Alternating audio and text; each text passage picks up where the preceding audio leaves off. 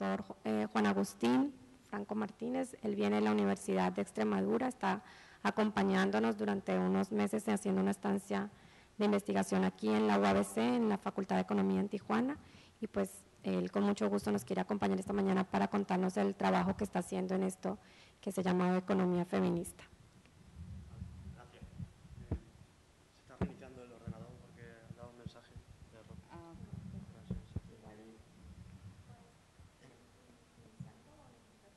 Sí, mejor la presentación. Sí, nos vamos a ir. Permiso.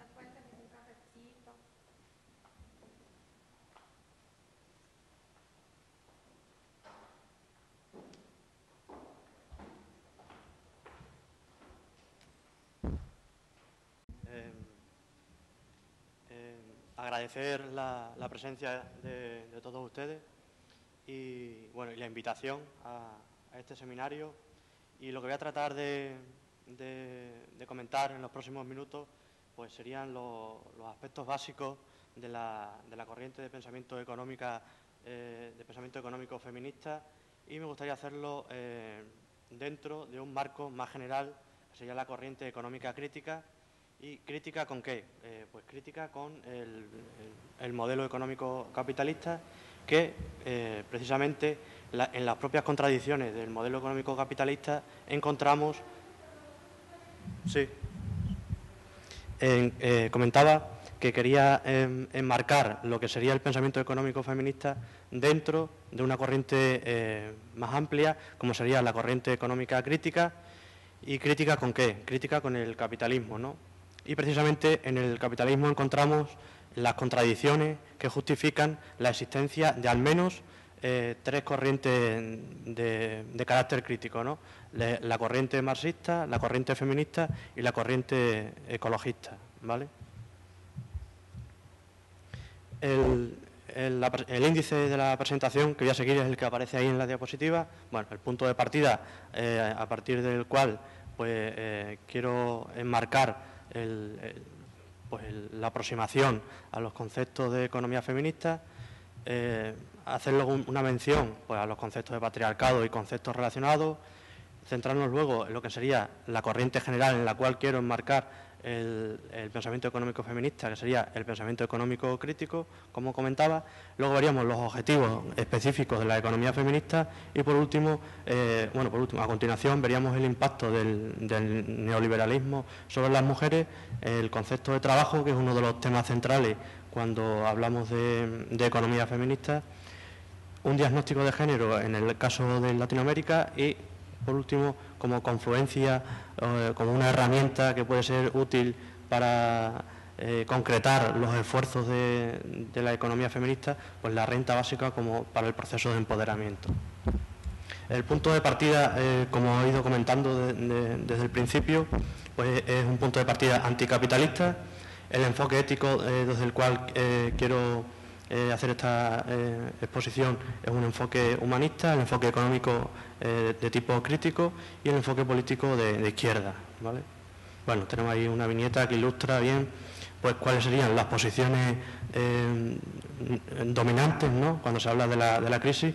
Pues bueno, tenemos ahí que las recetas neoliberales pues son, cuando hay crisis, pues flexibilizar el mercado laboral. Flexibilizar significa reducir los sueldos, claro, y que haya más gente en el paro, recortar el estado de bienestar o obedecer a las exigencias de los mercados, ¿no? Serían como las recetas clásicas del modelo o del programa o de la política neoliberal, ¿no? Y bueno, como última viñeta, la última viñeta, si veis, pues plantean que hay otras lecturas alternativas a la situación económica actual y bueno, utilizan dos libros de dos economistas que son reconocidos a nivel internacional y bueno, son de allí de España, Vicente Navarro y Juan Torres López, y bueno, son economistas que hacen una lectura diferente de lo que ocurre a nivel económico. Planteaba que uno de los enfoques, el enfoque político, o enfoque de izquierda económica, ¿qué significa eso? ¿O a qué me refiero cuando hablo de izquierda económica? Pues bueno, me estoy refiriendo a lo que aparece aquí, que la izquierda económica se caracteriza, ¿no?, por buscar o tener como fin la justicia social, la reducción de las desigualdades entre las personas y los derechos primarios del ser humano, ¿no? En cambio, en contraposición, la derecha económica normalmente no es sensible a estos valores, o si es sensible, lo subordina a la eficiencia, ¿no? Y bueno, en general la derecha económica se autoengaña defendiendo que con mayor eficiencia se satisfacen los derechos básicos, y que en caso contrario de que no se consiga satisfacer estos derechos básicos es debido o es culpa de las víctimas, ¿no?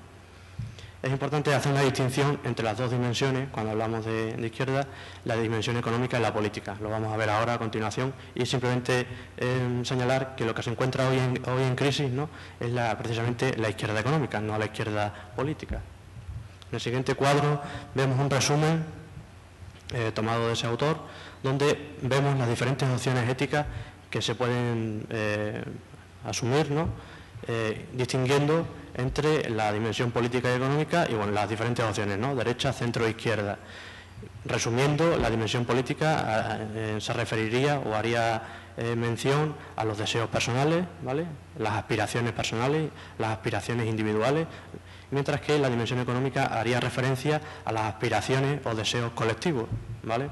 Entonces, según vemos en el cuadro, pues a nivel político, a nivel de la dimensión política, pues sí que sería deseable, ¿no?, una posición o una opción ética de centro, ¿no?, donde haya un encuentro, un diálogo entre las posiciones de derecha y de izquierda. En cambio, en la dimensión económica, la opción ética preferible sería la de izquierda. ¿Por qué? Porque la derecha económica favorece la libertad total, el individualismo, ¿no?, lo cual va en contra de lo que sería el objetivo económico, las aspiraciones colectivas, ¿vale? La opción ética de centro sería una opción de tipo transitorio, y la opción más adecuada pues sería la izquierda económica, que implica pues el control de precisamente y la satisfacción, ¿no?, de esos deseos colectivos que desde la óptica individual no se conseguirían, ¿no? Enlazando con lo anterior, pues bueno, comentar, ¿no?, pues bueno, el concepto de patriarcado, ¿no?, que es clave en el sistema económico capitalista, ¿no?, y a su vez también de la religión cristiana, ¿no? Entre el sistema económico capitalista y la religión cristiana, entre los dos, pues realizan una pinza, ¿no?, que subordina a las mujeres, ¿no? Destacar que el concepto de patriarcado es un elemento distintivo de la dominación patriarcal, y bueno, el sexismo o discriminación de género que fomenta la sumisión de las mujeres y la violencia contra ellas, ¿no? ¿Cómo se justifica esto? Pues bueno, a la tradición, a falsas ideas de pureza y castidad, por razón de raza, sexo y clase social, ¿no?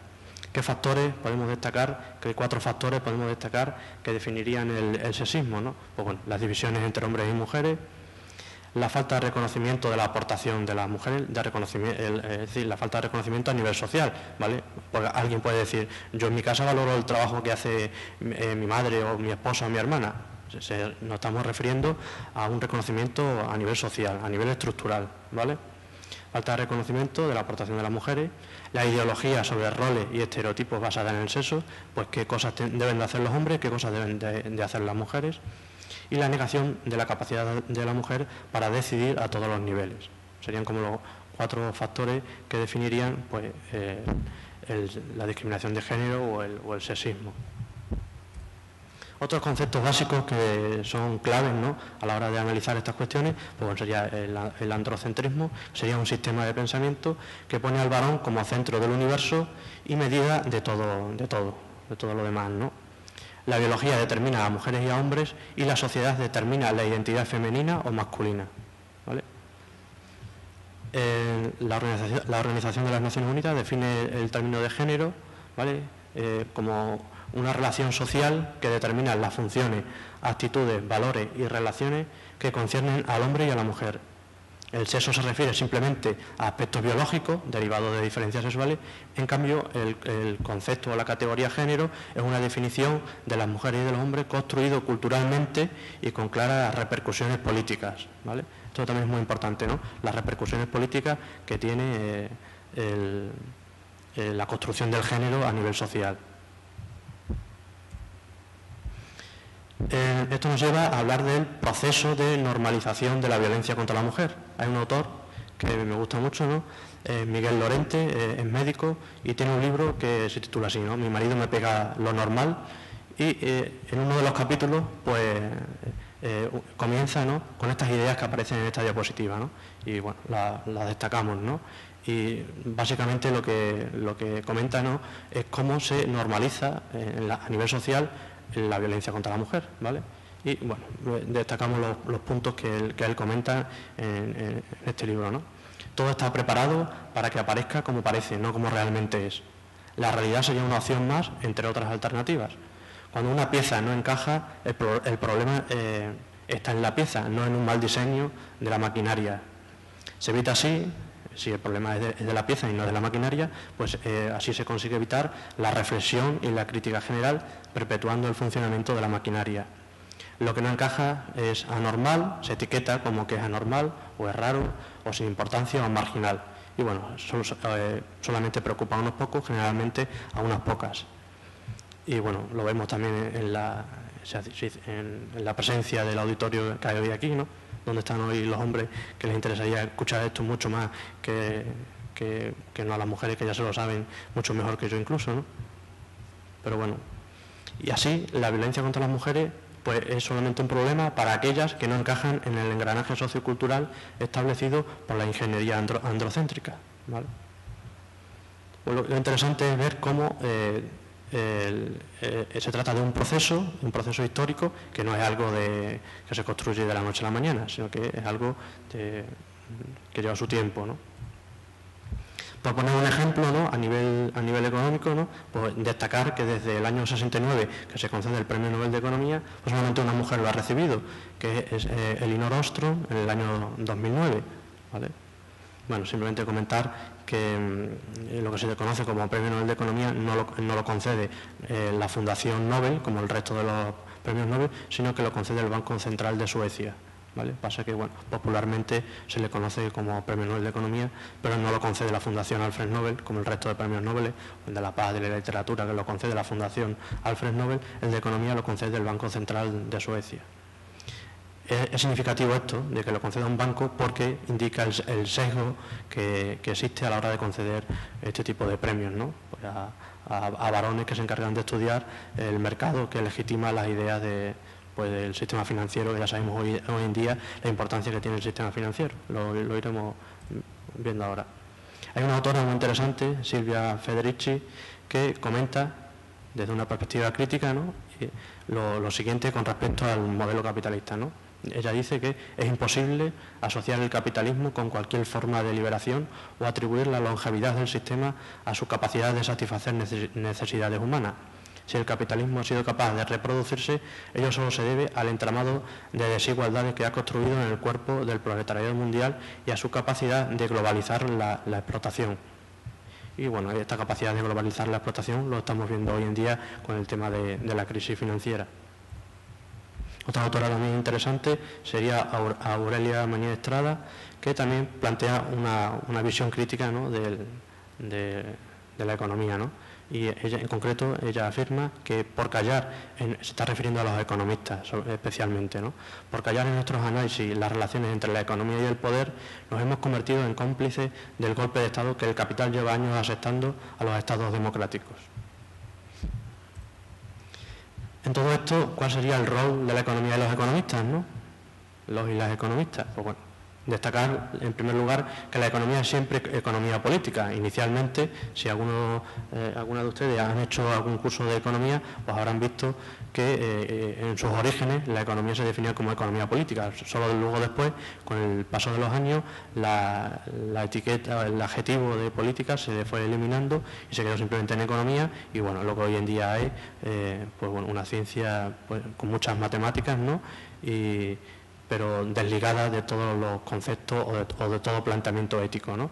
Curiosamente, un economista indio, Amartya Sen, que también recibió el premio Nobel, pues ha sido el único que ha trabajado, el único economista con repercusión así a este nivel, ¿no?, que ha trabajado pues eso, ¿no?, la necesidad de volver a unir economía y ética, ¿no?, porque inicialmente era así y que solamente luego con el paso del tiempo esto se fue perdiendo, ¿no?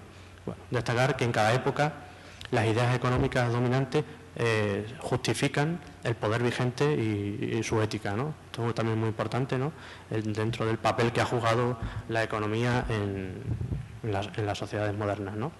Y esto implica, debido a lo anterior, ¿no?, a que las ideas económicas dominantes justifican el poder vigente y su ética, ¿no?, pues la escasez de economistas independientes y críticos, ¿no? Destacar también que el paradigma actual bebe de la moral judeocristiana y, en resumidas cuentas, esto significa que se justifica la propiedad privada. Cuando hablamos de propiedad privada no nos estamos refiriendo a la propiedad privada del cepillo de dientes o de la ropa de uso cotidiano, nos estamos refiriendo a la propiedad privada de los medios de producción, ¿vale? Justifica la propiedad privada de los medios de producción, el enriquecimiento a través del comercio, el principio de la mano invisible. Bueno, básicamente lo que viene a decir es que se puede conseguir la ganancia social, un beneficio social, si cada uno actúa de manera egoísta, ¿vale? Este paradigma sirve para luego construir una fundamentación más analítica, más matemática, ¿no? La fundamentación neoclásica, que justifica que, bueno, tenemos aquí los diferentes autores que han justificado lo siguiente, ¿no? Las leyes inmutables de oferta y demanda, que no cabe hacer ninguna objeción al sistema, ¿no?, que la desigualdad no es injusticia, es simplemente selección natural, y una desconfianza radical hacia la democracia política. Me gusta también incluir este esquema, ¿no?, que, bueno, es un esquema donde se ve la evolución del pensamiento económico, y si nos fijamos bien vemos cómo el enfoque neoclásico, ¿no?, pues sería la segunda columna que aparece ahí, donde pone economía capitalista. Tenemos el modelo, el enfoque clásico y el neoclásico. Bueno, pues todo el planteamiento moderno, todo el planteamiento actual, ¿no?, se asienta precisamente sobre el enfoque neoclásico, cuando vemos que hay muchas más, es decir, que la economía tiene muchas más aportaciones, ¿no?, y, bueno, desde los planteamientos de economía mixta hacia planteamientos de tipo con enfoques más solidarios y los enfoques críticos, ¿no? Bueno, el cuadro daría mucho de sí, ¿no? Tampoco quisiera entrar en detalle en ello, simplemente comentar, y de hecho otros autores también lo ven, ¿no?, lo ven claro, ¿no?, que es curioso, ¿no?, cómo la química, lo dice un economista chileno, Manfred Magny, ¿no?, la química del siglo XXI no es la química del siglo XIX, la biología del siglo XXI no es la biología del siglo XIX. Curiosamente, la economía del siglo XXI es la economía del siglo XIX, que es cuando se construyó todo esto del enfoque neoclásico, ¿no? Entonces, por lo tanto, me gustaría encuadrar, después de lo que he ido comentando, pues lo que decía al principio de la exposición, encuadrar la corriente de economía feminista dentro de un marco más amplio, que sería el paradigma de la economía crítica, donde las corrientes principales pues serían la corriente marxista, la ecologista y la feminista. Y entre ellas, lo interesante de este planteamiento, de este paradigma, ¿no?, sería la coordinación entre todas estas corrientes que son críticas con el capitalismo, ¿no?, y no que cada una funcione por libre, sino lo interesante es la capacidad que tengan estas corrientes, ¿no?, de articularse entre ellas para dar respuesta o para ofrecer una alternativa a lo que existe actualmente. ¿Cuáles serían los criterios, ¿no?, que tendríamos que utilizar, ¿no?, para diseñar este paradigma económico alternativo al capitalismo, ¿no? Aparte de lo que comentaba, ¿no?, pues articular las diferentes corrientes críticas que existen, pues una serie de criterios específicos que nos podrían ayudar, ¿no?, a diseñar este nuevo paradigma, ¿no? Y los podemos resumir en lo siguiente, ¿no? El sistema de propiedad, pues un sistema de propiedad colectivo, comunal, es decir, lo contrario de lo que actualmente es, un sistema de producción comunitario, un sistema de distribución equitativo, un sistema de gestión del poder horizontal, un sistema de valores y afectos que potencien el bien común y una condición de ciudadanía que respete los derechos individuales y colectivos, ¿no? Y, bueno, es interesante, abajo de este cuadro, diferentes autores que tratan, que analizan, ¿no?, y que ponen y llaman la atención sobre determinados planteamientos que a priori parecen alternativos, pero que si se analizan bien no son tan alternativos como en un primer lugar pudiera parecer, ¿no? Y bueno, Aranguren en su artículo del 98 analiza pues, los diferentes conceptos falsos de solidaridad. Eso nos lleva a nivel político y a nivel económico a hablar de diferentes alternativas que se presentan como de izquierda pero realmente no lo son. Eso es quien lo trata González Fau en su artículo del 2010, y luego otro autor que, bueno, como José Iglesias, estas pseudoalternativas a nivel de pensamiento económico de izquierda pues llevan a plantear pseudoalternativas. Cuando hablamos de pseudoalternativas, este autor precisamente, Iglesias 2010 y 2011, pues tiene en estos dos libros, ¿no?, trata precisamente o analiza con rigor cómo determinados planteamientos, pues yo que sé, el consumo responsable o la responsabilidad social corporativa o este tipo de planteamientos que a priori parecen alternativos al capitalismo, pues no lo son tanto como pudiera parecer.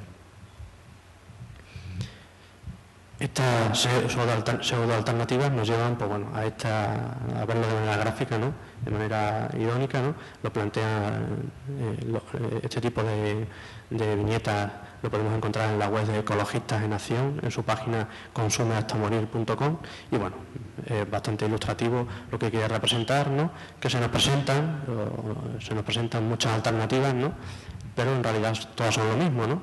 Bueno, el capitalismo con Estado protector, el capitalismo con mercado protector, el capitalismo sin capital líquido, al final es todo lo mismo, ¿no? Capitalismo únicamente, capitalismo verde, capitalismo de con diferentes adjetivos o etiquetas, pero que al final no salimos del modelo de explotación que genera o que supone el sistema económico actual. Bueno, y lo que es interesante es la parte de arriba, ¿no?, con tantas opciones, ¿no?, de manera irónica, ¿no?, se pregunta para qué buscar alternativas, ¿no? Con todo lo hecho y habiendo intentado enmarcar los temas de economía feminista dentro de algo mucho más amplio, ¿no?, para que no se vea como algo, es decir, no sería riguroso, ¿no?, o no sería adecuado entender los estudios o el pensamiento económico feminista como algo marginal dentro del estudio de la realidad, sino que es algo central.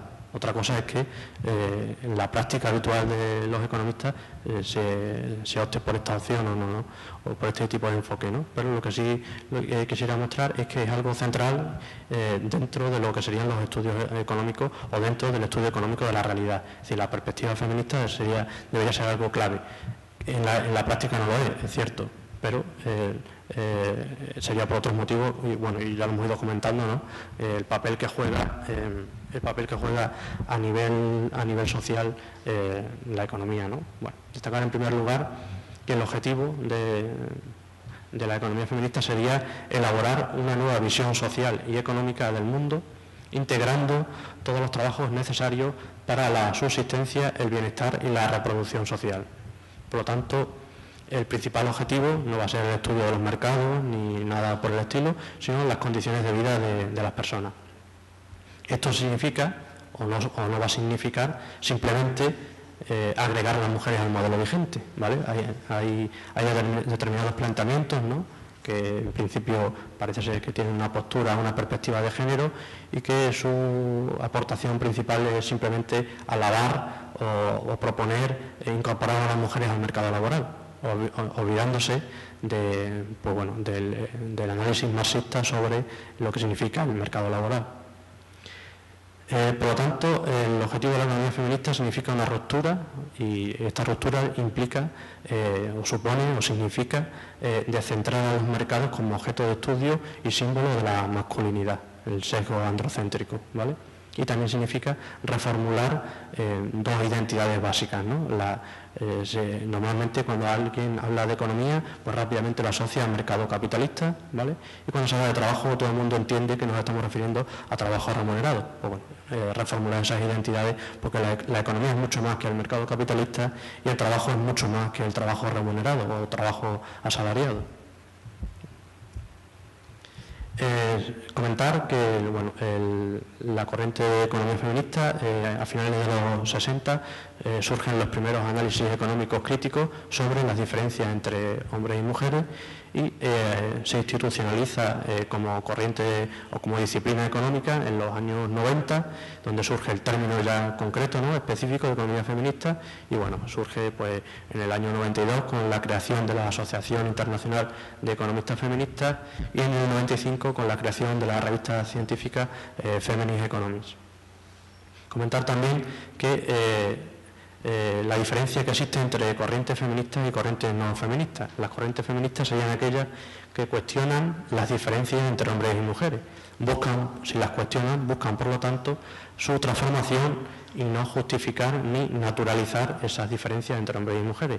Y dentro de estas corrientes feministas pues podemos distinguir entre corrientes o enfoques neoliberales y enfoques liberales. Entre los enfoques neoliberales pues estaría la economía feminista de la ruptura, en el sentido que comentábamos anteriormente, ¿vale?, en el sentido de centrar a los mercados como objeto de estudio y símbolo de la masculinidad, y la corriente liberal, que sería la economía feminista de la conciliación, que básicamente pues, entre sus objetivos, entre sus estudios, pues está la incorporación de las mujeres al mercado laboral como uno de sus temas claves, ¿no? Y dentro de las corrientes no feministas, ¿por qué decimos que son no feministas? Porque justifican, a pesar de que estudian las diferencias entre hombres y mujeres, justifican y naturalizan esas diferencias, ¿vale?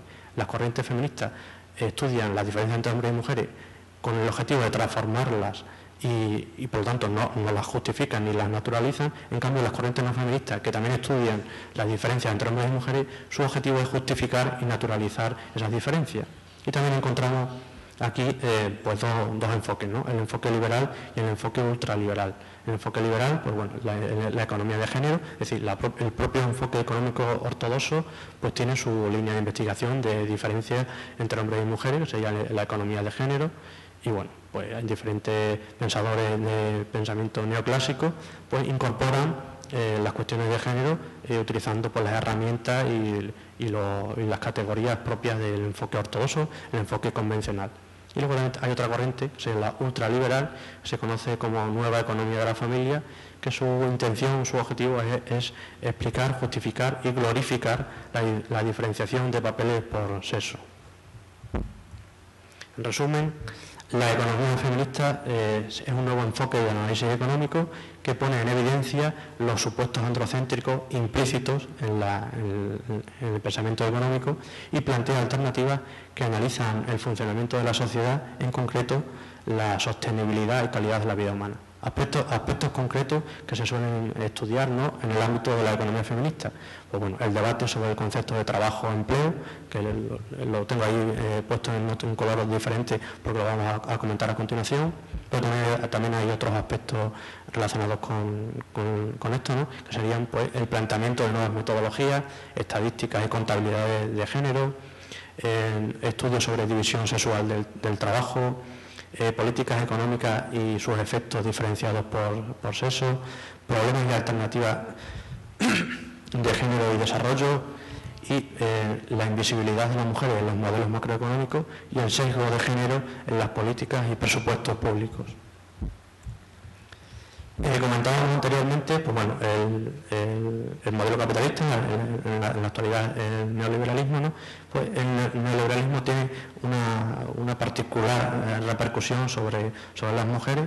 Bueno, cuando hablamos de política neoliberal o de programa neoliberal, nos estamos refiriendo a lo que aparece aquí en el cuadro, ¿vale? Políticas de regulación, políticas de liberalización, políticas de privatización de servicios públicos, políticas de recortes sociales, políticas de flexibilización del mercado laboral y políticas de eliminación de subsidios. Esta es la receta neoliberal que se va aplicando a lo largo del mundo, en todos los países, y sobre todo se aplica con mayor interés y con mayor fuerza y con mayor éxito cuando las economías se encuentran en crisis, ¿no?, y la sociedad se encuentra en una situación en la que acepta lo que sea con tal de salir de la crisis, ¿no? Y bueno, estas son las recetas neoliberales, ¿no? Bueno, pues estas recetas neoliberales tienen un particular efecto sobre las mujeres, ¿no? Y bueno, una manera de representarlo es a través de esta reflexión de Juana Ferrer de Vía Campesina, ¿no? Juana Ferrer plantea o dice lo siguiente con respecto al impacto de las políticas neoliberales sobre las mujeres en particular, ¿no? En los procesos, y solamente se refiere a una de las políticas, ¿vale? A la política de privatización de servicios públicos. Con todas las demás encontraríamos el mismo efecto, ¿no? En los procesos de privatización de los servicios públicos, las más afectadas han sido las mujeres, sobre todo en campos como la salud y la educación, ya que las mujeres históricamente cargamos con las responsabilidades familiares más fuertes. En la medida en que no tenemos acceso a los recursos y a los servicios públicos, se torna más difícil tener una vida digna para las mujeres. Como decía anteriormente, dentro de los diferentes aspectos que se estudian o se tocan en el ámbito de la economía feminista, uno de ellos es el concepto de trabajo, empleo, ¿no? Y bueno, me gustaría destacar, pues bueno, partiendo, ¿no?, del concepto marxista de trabajo, que bueno, la explotación del trabajo por parte del capital, ¿no? Y bueno, esta viñeta ilustra bien esta cuestión, ¿no? El concepto de trabajo, en primer lugar, desde el ámbito convencional o desde el pensamiento económico dominante, se entiende que trabajo es toda actividad que se intercambia por dinero. Bueno, pues tenemos que preguntarnos si eso realmente es así o no. De hecho, la economía feminista se pregunta que si trabajo es solamente aquello que se intercambia por dinero. Sabemos que no. El trabajo que realizan las madres en las casas es un trabajo que no se intercambia por dinero y es un trabajo también, ¿no? Por ejemplo, ¿no? Sobre todo nos estamos refiriendo, aunque ya lo vemos en la diapositiva, ¿no?, nos estamos refiriendo a la cantidad de trabajo doméstico y de cuidado que se realiza en el hogar y que como no pasa por el mercado, no tiene remuneración y por lo tanto tampoco tiene reconocimiento social y por lo tanto no aparece en las estadísticas oficiales y por lo tanto no sirve para aumentar el Producto Interior Bruto, ¿vale? ¿El trabajo es lo mismo que actividad laboral remunerada? Vemos que no, ¿no? Los trabajos que caen fuera de la órbita mercantil pues quedan excluidos de la definición. Hay, por lo tanto, un olvido analítico que alguien puede pensar, bueno, pues un olvido involuntario. Bueno, vemos según he ido comentando, ¿no?, el proceso histórico y el modelo o la influencia del patriarcado sobre la sociedad, vemos que no es un olvido analítico involuntario, ¿vale?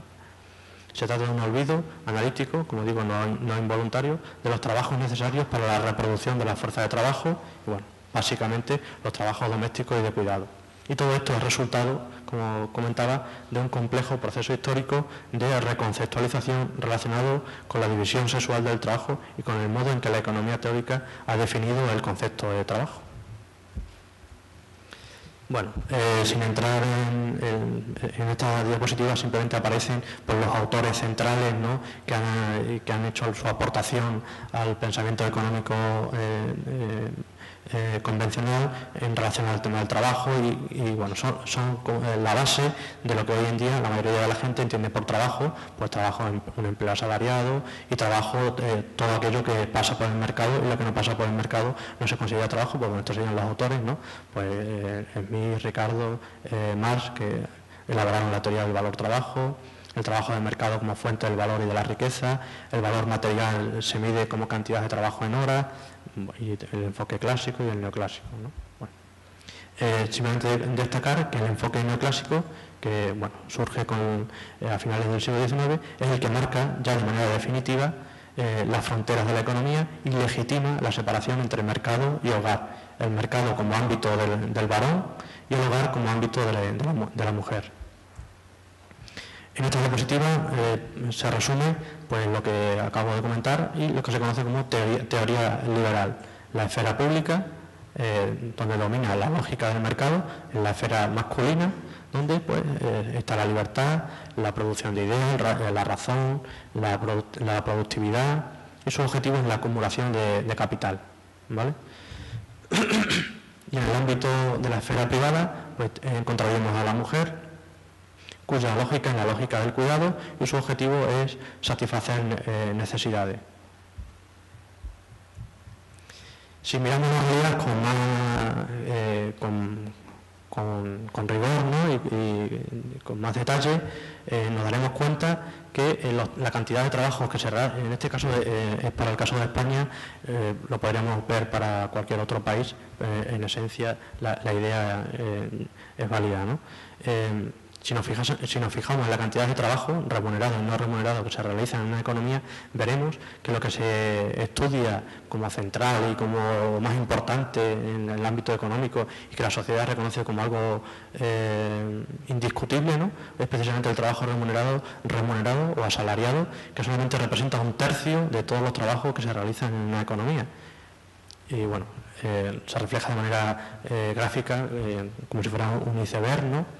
Y donde en la punta del iceberg, ese tercio, sería el trabajo remunerado o trabajo asalariado, y lo que está debajo del agua, el resto del iceberg, pues serían 2/3, que sería el trabajo no remunerado. Y de esos 2/3 de trabajo no remunerado, el 80% es trabajo de cuidado que realizan en su mayoría las mujeres. Por lo tanto, viendo este gráfico, ¿no? Y si la realidad de los trabajos que se realizan en una sociedad para mantener pues bueno, la economía familiar, la economía de mercado, la pregunta sería, entonces, ¿qué es lo que estudian los economistas? ¿Qué es lo que están estudiando? Si la mayoría del trabajo es el que no se ve y la mayoría de los economistas se dedican a estudiar el trabajo que sí se ve, la parte de arriba, ¿a qué se dedican los economistas? Bueno, la necesidad de cuidados requiere para su satisfacción de un trabajo de cuidado, bueno, se ha denominado tradicionalmente trabajo doméstico, y bueno, simplemente destacar que el trabajo doméstico enfatiza la componente material, limpiar la casa, hacer la compra, la comida, lavar la ropa, y frente a esa materialidad pues se opone el concepto de trabajo de cuidados, ¿no? que hace hincapié en la componente afectiva y relacional, bueno, cuidar de los otros, atender sus necesidades personales, materiales e inmateriales, ¿no? Y también se refiere al trabajo con las instituciones, pues el papeleo y a las cuales los servicios sociales, la seguridad social, los trámites bancarios, ¿no? A los que también hay que dedicar tiempo y esfuerzo. El trabajo de cuidados, por lo tanto, no es invisible en términos individuales, ya lo decía anteriormente. A cualquiera aquí, si le preguntamos de manera individual, pues encontraremos gente, ¿no? Y personas que dirán, no, yo reconozco el trabajo que hace mi mamá en casa, o el trabajo que hace mi hermana en casa, o el trabajo que hace mi esposa en casa, ¿no? El problema no es a nivel individual, el problema es que incluso, como digo, a nivel individual el trabajo de cuidado se reconoce incluso por los enfoques ultraliberales que están relacionados con la religiosidad más conservadora y con la nueva economía de la familia que comentaba anteriormente. El problema es que lo que se invisibiliza, lo que no se reconoce, es su significación a nivel social, su significado a nivel estructural, ¿vale? Tenemos aquí una tabla, un ejemplo que podríamos también reproducir con datos para otros países, ¿no? Donde se ve la cantidad de cuidados no remunerados, cuidado de los niños y las niñas, las personas ancianas, las personas enfermas, el número de horas que implica esos trabajos de cuidado y el equivalente en empleos, que bueno, es una estimación, y todo lo relevante, ¿no? de esta tabla es la cantidad de empleos que existen, ¿no? Y que no se reconocen en las estadísticas oficiales, ¿no? Bueno, aquí tenemos este gráfico que quizás no se vea muy bien, pero lo que trata de demostrar es en la parte de arriba lo que se conoce como el modelo fordista. Básicamente, el varón es el que gana ingresos, el que realiza el trabajo asalariado, y la mujer es la cuidadora, la que realiza el trabajo de cuidado. Este modelo asegura o garantiza los cuidados a nivel social. Cuando la población envejece y las mujeres se empiezan a incorporar masivamente al mercado laboral, pues el modelo anterior, el modelo fordista, se quiebra, ¿vale?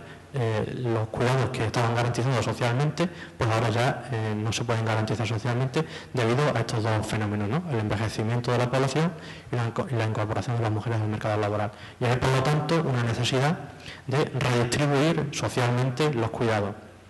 ¿Y qué opciones hay para redistribuir socialmente los cuidados? Pues bueno, por un lado, los varones no asumen la responsabilidad y las mujeres sí lo hacen, ¿no? Los varones no lo hacen y bueno, eso se concreta a nivel estructural, a nivel institucional. A nivel de Estado, pues se desmantela el estado del bienestar. ya veíamos la reflexión de Juana Ferrer de cuando se privatiza o se desmantela el estado del bienestar, el efecto que eso tiene sobre las mujeres, ¿no? A nivel del mercado, los mercados no se van a corresponsabilizar de la redistribución de la social de los cuidados y simplemente va a ser una nueva área para obtener beneficios. Y bueno, en el caso de las mujeres sí se asume la responsabilidad y de qué manera, redistribuyendo en el interior del propio colectivo femenino a través de estrategias individuales, de redistribución intergeneracional, pues de madre a hija, y la redistribución por clase y etnia. La compra de cuidados, bueno, si nos fijamos en quiénes son las personas que cuidan a las personas enfermas, pues suelen ser gente que viene inmigrante de otros países, sobre todo se ve muy claramente en los países de la zona europea, ¿no?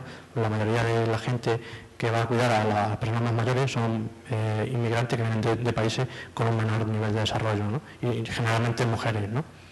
Bueno, pues todo esto implica una crisis de los cuidados y bueno, se agrava con la precariedad en el trabajo de cuidado, con la aparición de precariedad en la recepción de los cuidados y con la transnacionalización de la crisis económica.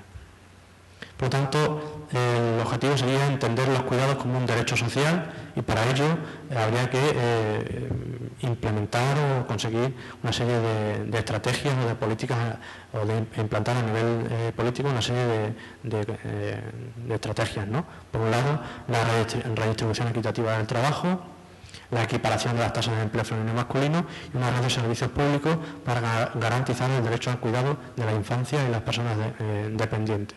Dentro de la redistribución equitativa del trabajo, pues bueno, las estrategias, reducir el tiempo de trabajo remunerado, una reforma del sistema de permisos por nacimiento y adopción y también como una tercera opción de la que hablaré al final brevemente, pues sería la implantación de la renta básica. El concepto de trabajo, por lo tanto, supone que los bienes y servicios producidos en el ámbito doméstico incrementan la renta nacional y que es una cuestión que la economía nunca ha considerado, como he comentado anteriormente, en el Producto Interior Bruto, proporciona aspectos emocionales, de socialización, de cuidado en la salud, en la vejez, que muchos de ellos son imposibles de ser adquiridos en el mercado. Bueno, el esquema, podríamos ver un esquema ampliado del trabajo donde el lado visible es el trabajo mercantil y el lado invisible es el trabajo doméstico y de cuidado. Y aquí tenemos las tensiones que comentaba anteriormente al comienzo de la exposición, las tensiones del capitalismo patriarcal que serían, pues, por un lado, la distribución de la renta, ¿vale? La lucha de clases entre la clase obrera y la clase capitalista, salario versus beneficio, la tensión con respecto a la distribución del poder, la división sexual o la división por sexo del trabajo, la tensión ecológica, crecimiento económico o desarrollo sostenible o de crecimiento y la tensión social fundamental. Bueno, si veis en estas tensiones del capitalismo patriarcal tenemos las corrientes que os decía al inicio, ¿no? Pues la tensión de la distribución de la renta, pues tenemos como principal corriente la corriente marxista. Con respecto a la tensión en la distribución del poder, pues la corriente feminista, y con respecto a la tensión ecológica, pues la corriente ecologista, ¿no? Cada una de estas corrientes que son críticas con el capitalismo dan respuesta o intentan dar respuesta o dar soluciones a estas tensiones que son contradicciones propias del sistema capitalista. Y al final todas ellas se resumen en una tensión social fundamental que es la lógica del capital versus la lógica de la vida. Bueno, este era eso.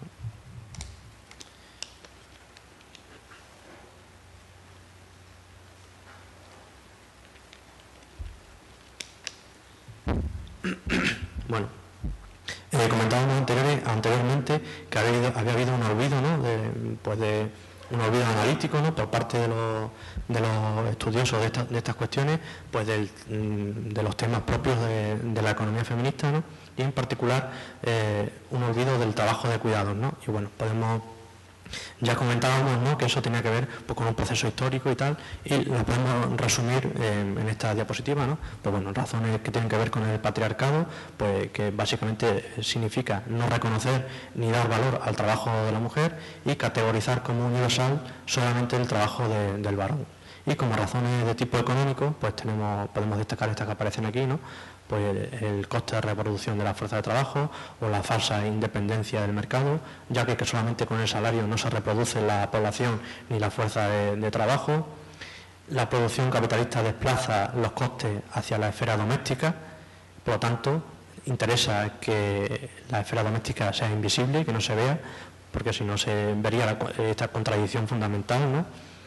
Las empresas capitalistas pagan una fuerza de trabajo muy por debajo de sus costes, lo que representa una parte importante de sus beneficios.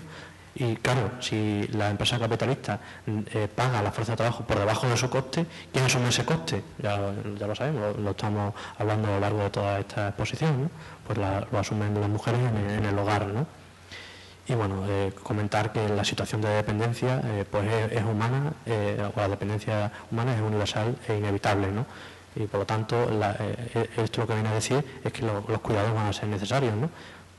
Y bueno, hay una deuda social con las mujeres por su tiempo, que es lo que se conoce como economía de la donación, ¿no?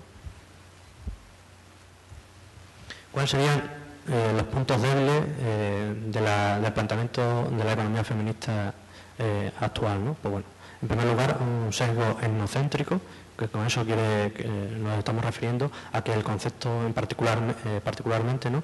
El concepto de trabajo doméstico está muy centrado en la experiencia femenina occidental.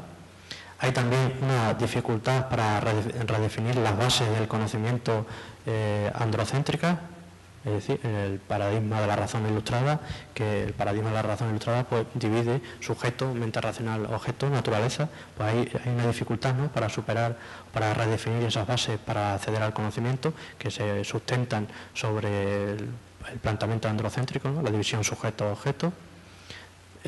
La obtención de conocimiento no es individual, es un proceso social que está ligado a los conflictos sociales. Y luego también, como punto así todavía sin resolver, pues serían qué criterios legitiman el conocimiento.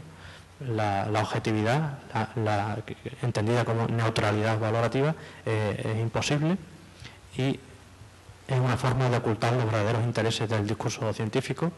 Y tampoco hay acuerdo sobre los criterios de universalidad y verdad, es decir, cuáles serían los criterios que legitiman el conocimiento como válido para todas las personas en todo tiempo y en toda época, ¿no? Serían como puntos de tipo más filosófico, si queremos, ¿no? Llevando estas cuestiones al ámbito de Latinoamérica, pues bueno, podemos destacar que el World Economic Forum anualmente, desde el año 2006, publica o realiza un informe mundial que intenta medir la brecha de género en 4 dimensiones: la dimensión económica, la educativa, la de salud y a nivel político. Y América Latina precisamente se caracteriza por una gran desigualdad socioeconómica regional, donde las mujeres ocupan la posición más baja y subordinada. En 2010, en promedio, de los 134 países que forman parte de este informe, las mayores desigualdades de género se observan a nivel de las dimensiones económicas y políticas.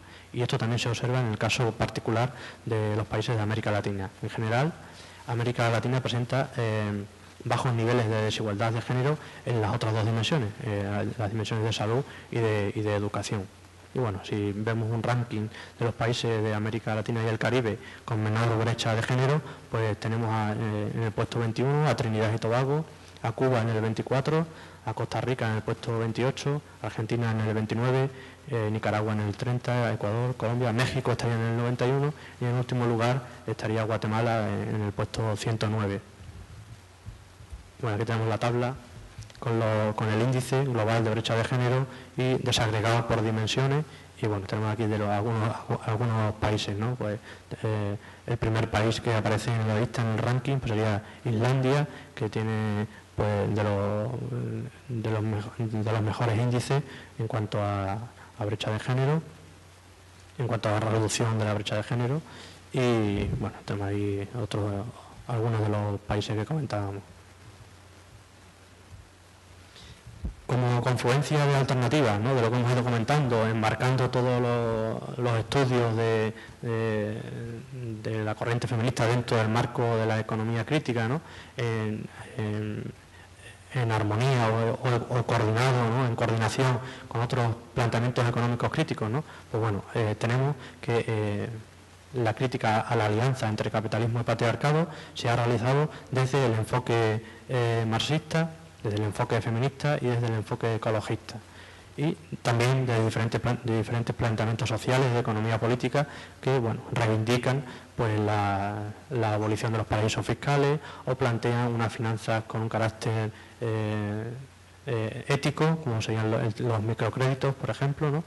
Y también con todo lo que hemos ido comentando de reconceptualización del trabajo, pues todo esto nos llevaría pues a una alternativa, a una herramienta muy concreta, ¿no?, muy específica, que por sí sola no va a ser una alternativa global a los problemas de la sociedad actual, pero sí en alianza o en coordinación con otras herramientas y con otras iniciativas, pues sí que puede tener un impacto social mayor, ¿no? Sería la renta básica como un instrumento de empoderamiento que explicamos, que ahora a continuación brevemente comentaré, ¿no?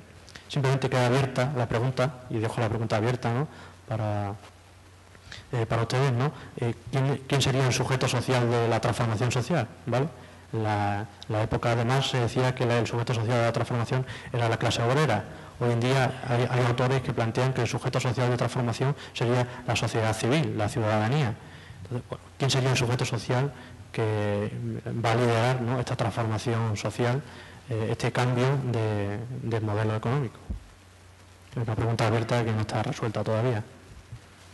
La definición de renta básica pues sería un derecho, y se subrayo, ¿no?, lo de derecho, no es una ayuda, no es una beca, no es un subsidio, no es una subvención, es un derecho que tiene cada persona a percibir una cantidad periódica para satisfacer sus necesidades materiales, y dentro de los planteamientos de renta básica pues hay también, como en todo, modelos, ¿no?, modelos fuertes y débiles. Un modelo fuerte tiene como criterios básicos que la renta básica sea individual, universal e incondicional. Y los modelos débiles relajan algunas de las características estructurales del modelo fuerte. Pueden encontrar más información o podéis encontrar más información en esta página, por si alguien tiene interés en profundizar en ello, ¿no? Las características estructurales: individual significa que no se concede a la familia, sino a la persona de manera individual. La persona es el sujeto de derecho. Universal, que no es contributiva y es para todas las personas sin que haya motivo que justifique ninguna exclusión. Y es incondicional, quiere decir que no está sujeta al mercado de trabajo. No hay obligación de dar como contrapartida o tener la obligación de pasar por el mercado laboral, ¿no? ¿Qué ventajas? Lo que nos interesa, porque de todo esto hay mucho escrito, mucha literatura y mucha controversia en algunos de estos temas, ¿no? Y por lo interesante es ver cuáles serían las ventajas. Como digo, si lo bueno, ¿no?, o lo recomendable, ¿no?, lo que yo recomendaría pues sería profundizar un poco más pues en los diferentes textos que hay, la diferente literatura que hay, pues bueno, porque para profundizar un poco más en ello, ¿no? Lo que sí me gustaría destacar serían las ventajas, ¿no?, y la relación que esto tiene pues con este planteamiento de transformación social, ¿no?, en el cual se enmarca pues los enfoques críticos, ¿no?, y también los planteamientos feministas, ¿no? Y si teniendo en cuenta cuál es la definición, una cantidad periódica para satisfacer necesidades básicas, ¿vale? Pues cuál va a ser la ventaja, ¿no?, de poder recibir mensualmente una cantidad de dinero para satisfacer las necesidades básicas. Pues una mayor seguridad e independencia económica personal, una mayor autonomía para elegir entre trabajo asalariado y actividades creativas, ¿vale? Precisamente uno de los problemas actuales es precisamente la no existencia de posibilidad de elegir entre trabajo asalariado o actividades creativas para la inmensa mayoría de la población. Esta elección solamente es posible para los ricos, para las grandes fortunas, son los que pueden elegir si trabajan o no trabajan. El resto tiene la obligación de trabajar si no se quiere morir de hambre, claro. Mayores posibilidades de movilización para defender los derechos laborales, mayor posibilidad de reducir los niveles de pobreza y exclusión entre los grupos de riesgo y mayor capacidad para luchar contra la discriminación de género y el patriarcado, una distribución más justa de la renta, una mayor autonomía para desligarse del productivismo y del consumismo, un derecho ciudadano más Permite también la lucha contra las trampas de la pobreza, pues el paro, la mendicidad y los estigmas sociales asociados a estas trampas, ¿no? Pues el mendigo, el pobre, el parado, el pensionista, ¿no?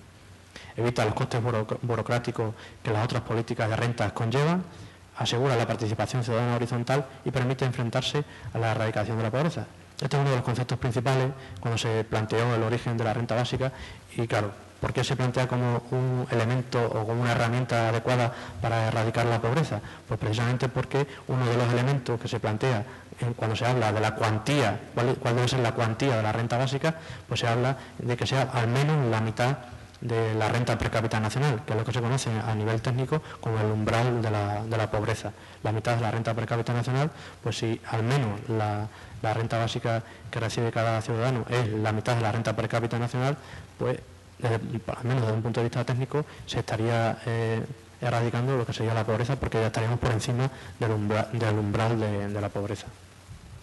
Y bueno, comentar también al respecto que la evidencia empírica disponible sobre el impacto distributivo del gasto social, esto sería como una justificación de la necesidad de implantar un modelo de renta básica, ¿vale? En contraposición a lo que existe en la actualidad, ¿no? Pues ayudas para desempleados o subvenciones para madres embarazadas, es decir, ayudas centradas a colectivos específicos, ¿no? La evidencia empírica disponible sobre el impacto distributivo del gasto social, que se resume en un informe del Banco Mundial, muestra la paradoja de que frecuentemente los programas universales con un alto nivel de cobertura, como sería por ejemplo la renta básica, tienen un efecto redistributivo mayor que aquellos programas selectivos dirigidos a la población más desfavorecida, pero que suelen adolecer de un bajo nivel de cobertura. Y bueno, para finalizar con esta cita de Gabriel García Márquez, que la única idea nueva que podría salvar a la humanidad en el siglo XXI es que las mujeres asuman la dirección del mundo, y creo que la hegemonía masculina ha dilapidado una oportunidad de 10.000 años. Invertir los poderes es un asunto de vida o muerte. Y finalmente unos enlaces de interés en relación a todo lo que he comentado, para que no se quede simplemente una exposición más o menos entretenida o más o menos brillante, para que ustedes trabajen, ¿no? Y profundicen en estos temas. Pues bueno, estas páginas web de José Iglesias, de Vicente Navarro, de la revista de Economía Crítica, los seminarios de Economía Crítica, la web de Consume hasta morir, de Ecologistas de Nación, y bueno, y un vídeo de una economista catalana, Miren Echezarreta, donde plantea, pues bueno, la crítica precisamente al modelo capitalista, y como digo, pues simplemente con esto acabo. Gracias por la...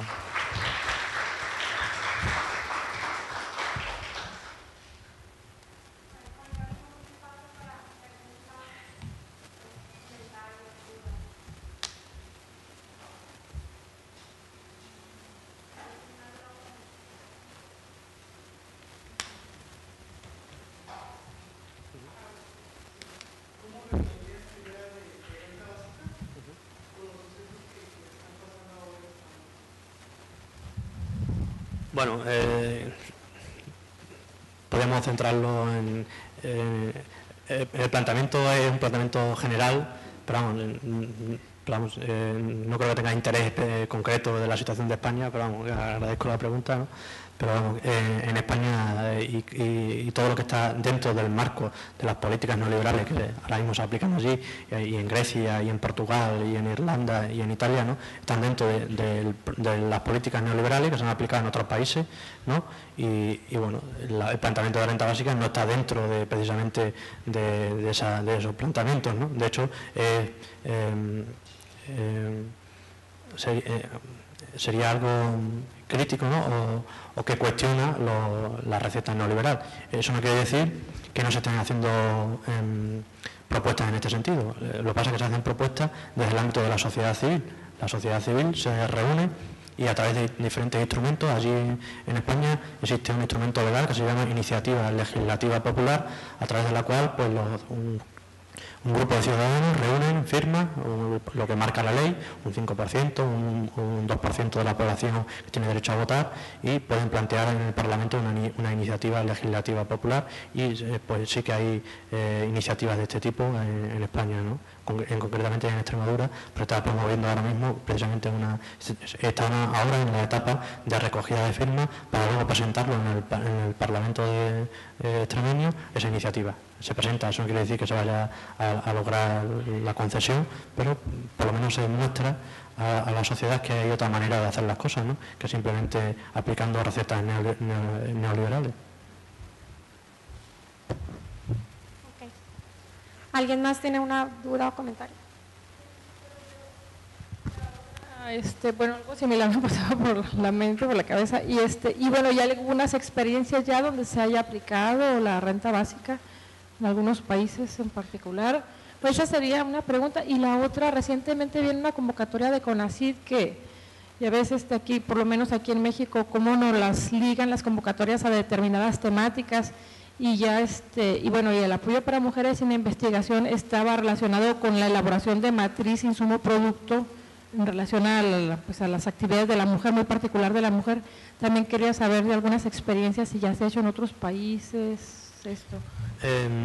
Con respecto a lo primero, sí que hay países que han aplicado modelos de renta básica, incluso allí en España, en el País Vasco, la región del País Vasco en el norte, pues tienen un modelo parecido a lo de la renta básica, y en algunos otros sitios también la hay, y en países de Latinoamérica también se ha aplicado en algún sitio también.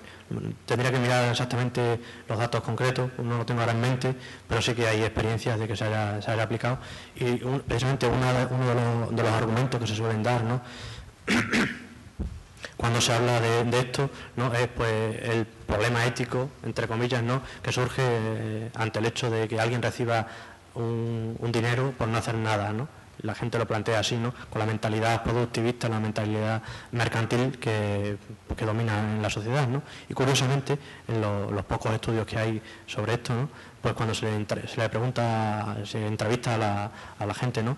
Pues si usted recibe una renta básica, ¿dejaría de trabajar? Curiosamente, más del 60% dice que no dejaría de trabajar, porque a fin de cuentas la renta básica es simplemente para las necesidades básicas, pero no vale para mantener un nivel de vida que sea en cada país, en cada caso, ¿no? Entonces, curiosamente, una de las críticas que se le hace al tema de la renta básica es ¿no? Que desincentivaría la búsqueda de empleo. Y visto desde esta óptica crítica, pues la verdad es que estaría muy bien poder desincentivar la búsqueda de empleo, entendiendo o sabiendo, como sabemos, ¿no? Que el empleo supone la subordinación o la supeditación o la dependencia del capital. Entonces, en la medida en que consigamos, o la sociedad consiga, ser independiente de los intereses del capital, mucho mejor, ¿vale? Y luego, con respecto a lo que comentaba, lo de CONACYT, te referías a estadísticas que hacen incorporando datos sobre la aplicación en mujeres y hombres. ¿Te refieres a eso? A la matriz de insumo producto, de registrar cada una de las actividades, el cruce de estas y en particular, bueno, de la actividad de la mujer. Sí, allí a nivel europeo y a nivel de España sí que hay algunos trabajos sobre contabilidades de género, pero pasa que, claro, como son temas muy específicos, muy concretos, pues tendría que también mirar qué trabajos concretos se han hecho, ¿no? Pero sí, alguna cosa sí que hay, ¿no?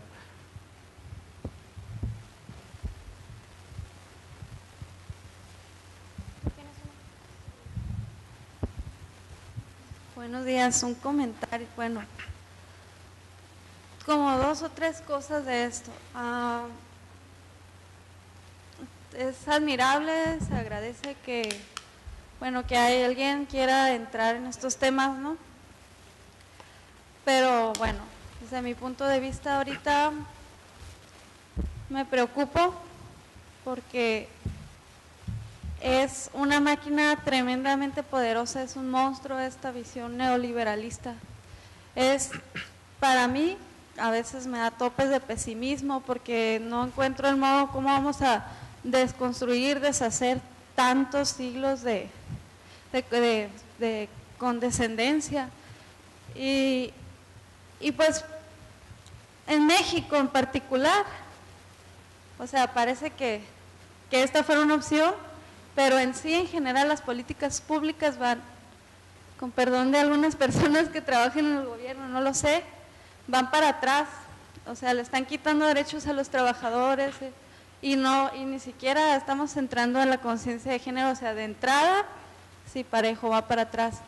Entonces, querer llevar a que México consideren aportar la renta básica como un derecho, o sea, para empezar tendrían que convencerse los sujetos que están ahí en el Senado, en la Cámara de Diputados, convencerse de que eso es necesario y justo. Y parece que, o sea, falta mucho movimiento de concientización. Porque, por ejemplo, a lo mejor ahorita las mujeres que están en la academia, que están investigando, ya reconocen el machismo institucional, pero a lo mejor mi persona hace 5 años todavía no veía ciertas actitudes que yo correspondía. Para que una mujer se convenza de que el trabajo del hombre que sale a trabajar, que ese remunerado, es en parte porque yo te hago el favor de cuidarte a los hijos, ¿me entiendes? O sea, es como, pero es que tú tienes la responsabilidad porque eres mujer, ¿ok? Y por lo tanto, pues permíteme ir a trabajar para ayudarlos a ustedes, ¿me entiendes? La postura del hombre. Y en realidad, como, o sea, lo que vi en tu iceberg, en el esquema, para mí es algo ya evidente y lo vi en la naturaleza, o sea, nada más tuve que reflexionar poco. Cuando el hombre va a trabajar, y ejercer esa libertad, implica que si quisiera que la mujer también fuera a hacer su trabajo, estos niños, hijos, se quedarían volando, ¿no? Sin cuidado. Entonces,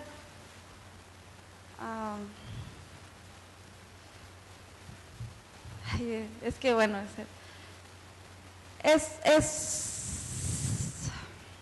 tengo la idea de que es una libertad que ya está muy constituida desde hace mucho tiempo, de que ok, tienes la posibilidad de trabajar, pero esta mujer le hace el favor de cuidarle a los hijos, y si la sociedad no se constituyera en familias, sería fácil decir, no, pues yo quiero irme a trabajar y tú haz tu trabajo, si quieres también consigue empleo y deja a los niños en una guardería, una estancia o lo que sea.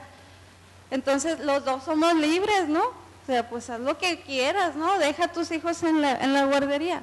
Pero en la sociedad somos parejas, o sea, nos juntamos en familia, realmente no vivimos hombre y mujer separados, hacer su vida, tenemos los ideales de tener, no sé, un matrimonio, un hogar y eso. Entonces no se va a dar que cada quien por su lado, realmente vamos a formar un hogar. Entonces, si no hay estancias, no hay guarderías públicas, pero ya me estoy tardando, ¿no? Esto a lo mejor es para los demás, ¿no? Las mujeres mismas, como dice la cita, tenemos que tomar conciencia de que el trabajo, el dinero que gana el hombre, la mitad es porque yo te hago el paro, ¿me entiendes? Yo te hago el favor, pues. Entonces este sacrificio, mi abuela, mis bisabuelas, todos estaban de acuerdo, ¿me entiendes? Y nosotras estamos en la generación que tenemos que buscar alternativas. La política pública no nos ayuda mucho, no hay estancias. Si una mujer quiere seguir estudiando es muy difícil. Entonces, para mí, que la opción es que cada quien individualmente empiece a tomar conciencia y empiece a reclamar derechos, porque es muy difícil esperar que los senadores tomen conciencia por sí solos, ¿no? Entonces, simplemente es una cuestión de toma de conciencia y es donde queda toda la responsabilidad y en general de lo que viene en la sociedad, ecológicamente, o sea, de todo, ¿no? Entonces, bueno, sí, es gracias, pero finalmente la responsabilidad vuelve a caer en la conciencia de uno, pues sí, entonces, delicado. Pues. Sí, me parece bien tu reflexión. Simplemente 2 puntualizaciones, ¿no? Es cierto que con la incorporación de la mujer al mercado de trabajo, lo que ha ocurrido, como no ha habido una corresponsabilización de los trabajos domésticos y de cuidado, lo que ocurre es que ahora la mujer trabaja doblemente, trabaja fuera de casa y en casa. Eso es lo que está ocurriendo y eso es una de las diapositivas. Intentaba mostrarnos cómo el modelo social de cuidados estaba en quiebra precisamente por eso, ¿no? Porque a nivel social, a nivel estructural, los hombres no se están corresponsabilizando de esta situación, ¿no? Y luego, con respecto a lo anterior, lo de la conciencia de los senadores o de los políticos, yo creo que por ahí no va el tema va por, como casi todas las conquistas sociales, surge de abajo, y tiene que ser la propia ciudadanía civil, a través de los movimientos sociales, la que vaya demandando este tipo de cuestiones. Entonces, pues bueno, ahora precisamente se ven muchos movimientos de estos, ¿no? En España el 15M, en México Yo Soy 132, en Estados Unidos Occupy Wall Street. En fin, hay diferentes movimientos sociales que están reivindicando todo este tipo de cuestiones y este replanteamiento del modelo, ¿no? Y yo creo que la solución no es ir por libre, sino asociado con otros, ¿no? Es la mejor opción, ¿no? La mejor manera de hacerlo, ¿no? Bueno, muchas gracias. Vamos a entregarle la siguiente constancia que otorga la Universidad Autónoma de Baja California a través del Instituto de Investigaciones Culturales Museo a doctor Juan Agustín Franco por haber impartido la conferencia magistral Economía Feminista en las instalaciones del Instituto de Investigaciones Culturales el día 1 de octubre del 2012.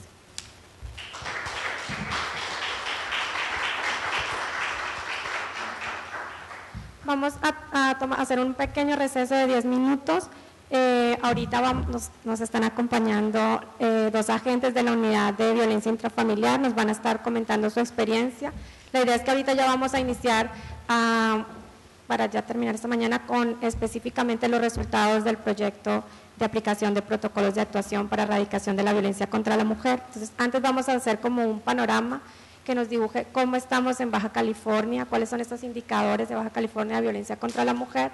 Pero antes de empezar a ver cifras, quería conocer la experiencia de las personas que están allí cotidianamente trabajando para atender esta situación, estas incidencias de violencia contra la mujer. Entonces, en 10 minutitos ya iniciamos para que nos cuenten.